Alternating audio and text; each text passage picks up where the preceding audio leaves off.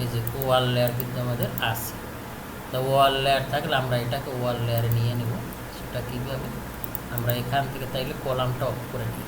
কলামটা কোথায়, এই যে আমাদের এটা কলাম অফ করে নিলাম। আর এখানে এই ডাইমেনশনগুলো কিন্তু আমরা দিয়েছি এমনি বোঝানোর জন্য, ডাইমেনশনগুলো আমরা কেটে নিই। আমাদের ডাইমেনশনগুলো দরকার হবে, আচ্ছা আমরা ডাইমেনশনগুলো আগে ওয়াল পরে নিচ্ছি।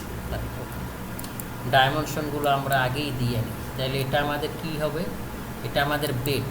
তাই আমরা এখান থেকে সবসময় আমরা, আপনাদের টেক্সট দেখানো হয়েছে না?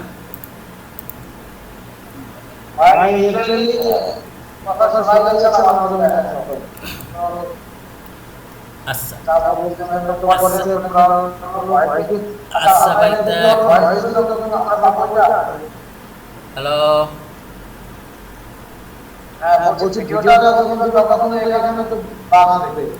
না না ভিডিও বাজবে না, কারণ আমি এখানে রেকর্ড করতেছি না, ভিডিও বাজবে না, আপনারা স্মুথলি দেখতে পাবেন।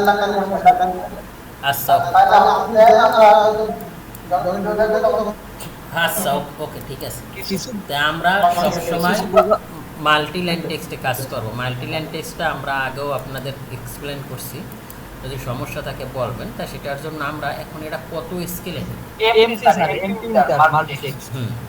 এখন আমরা এটা কত স্কেলে নিব, স্কেলে নেওয়ার জন্য আমরা কি করব, আমাদের যে পেজ সেট আপটা করা আছে, রাইট, এখানে আমাদের যে পেজ সেট আপ করা আছে, পেজ সেট আপ করা, আমরা এটার ভিতরে ঢোকার পরে আমরা কল্পনা করি এইটাই তো আমাদের ডিজাইন হবে। তাহলে এটাকে আমরা এখান থেকে ধরব, এখান থেকে ধরার পরে এটাকে আমি এখান থেকে নিব। নেওয়ার পরে এখন আমাদের এটা কত স্কেলে আছে এইটা আমাদের বুঝতে হবে। সেটা বোঝার জন্য এখানে যখনই আমি ক্লিক করছি তখন